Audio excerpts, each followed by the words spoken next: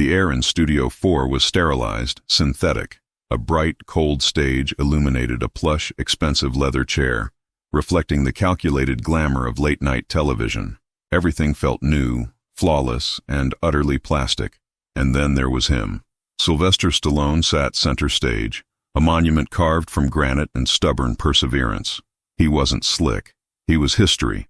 Every line on his face, every slight hitch in his posture, told a story that Hollywood's endless youth machine desperately tried to forget. The story of the grind. The host, a man in his early 30s, lean, polished, and dangerously confident, leaned forward. His suit cost more than most people earned in a year. His success was digital, instant, engineered. He represented the new guard, the analysts who critiqued the fight without ever taking a punch.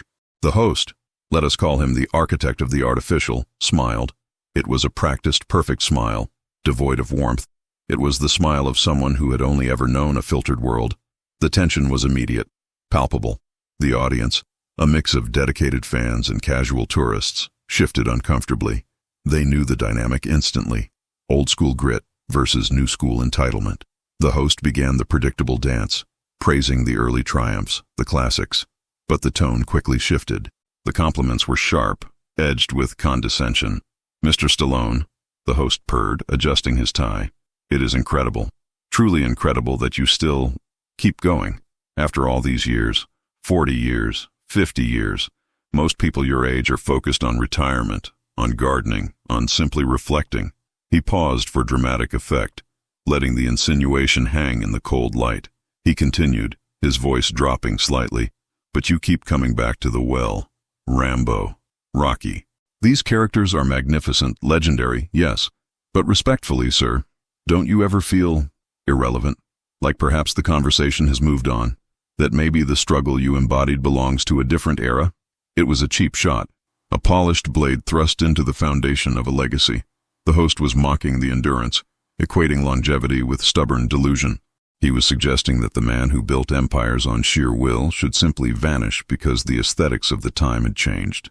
The studio went silent. A deadly, complete silence that only happens when a real moment threatens to break through the performance. Stallone didn't react immediately. He didn't flinch, didn't stammer, didn't raise his voice. He simply held the host's gaze. The camera, obsessed with capturing every flicker of emotion, held tight on Stallone's eyes. They weren't angry. They were tired, yes, but more importantly, they were seeing the host. They saw through the expensive suit, past the flawless teeth, right to the core of insecurity that drives modern critique. The weight of Stallone's silence was deafening. It was the silence of 1,000 miles run, 100 brutal rounds fought, decades of rejection slips taped to a broken wall. It was the weight of life. The host, sensing he had gone too far, tried to soften the blow. "I only mean, sir, that the culture is evolving rapidly. We are speaking about IP saturation, about brand fatigue." Stallone leaned forward just slightly, a movement that carried the force of a tectonic shift. He wasn't delivering a practiced line from a script. He was delivering a verdict. He spoke, his voice low, gravelly, and entirely without malice. It was the voice of the concrete jungle, the voice of survival. "You talk about IP saturation," Stallone began, the words slow and deliberate. "You talk about brand fatigue. You talk about relevance. Terms you learned in a business class, yes?" The host nodded stiffly, his perfect smile beginning to crack under the pressure. "I understand that perspective," Stallone continued. "It's a comfortable perspective. It's the perspective of the man watching the fight on a 50-inch screen, sipping imported water, commenting on the footwork." He paused. The air was electric. Every person in that audience, every technician behind the cameras, understood exactly where this was going. This was not about Hollywood. This was about the gulf between theory and reality. "But the truth," Stallone stated, his eyes locking onto the host, "the truth is that you don't retire from the need to struggle. You retire from the opportunity to struggle." The phrase landed like a hammer blow. The audience gasped. Stallone drove the point home, relentless. "You see my age, and you see irrelevance. You see my returning to these characters, and you see simple repetition. You analyze it using algorithms and focus groups and spreadsheets. You see a number on a ledger." He waved his hand dismissively toward the polished set. "This is your world, plastic and clean. You measure success by clicks and by quarterly reports. He then pointed to his own chest, a profound gesture that drew all focus to the man, not the legend. I measure success by the willingness to get knocked down, and by the sheer, unreasonable refusal to stay there. The host opened his mouth, attempting a rebuttal, perhaps a quick, witty defense of the modern sensibility, but Stallone cut him off instantly. You asked if the conversation has moved on. The conversation about what? About pain? About loneliness? About chasing something you can barely define in the darkness? That conversation never moves on. It's the only conversation that matters. He described the foundation of his career, not the accolades. I didn't start out with a network. I started with zero.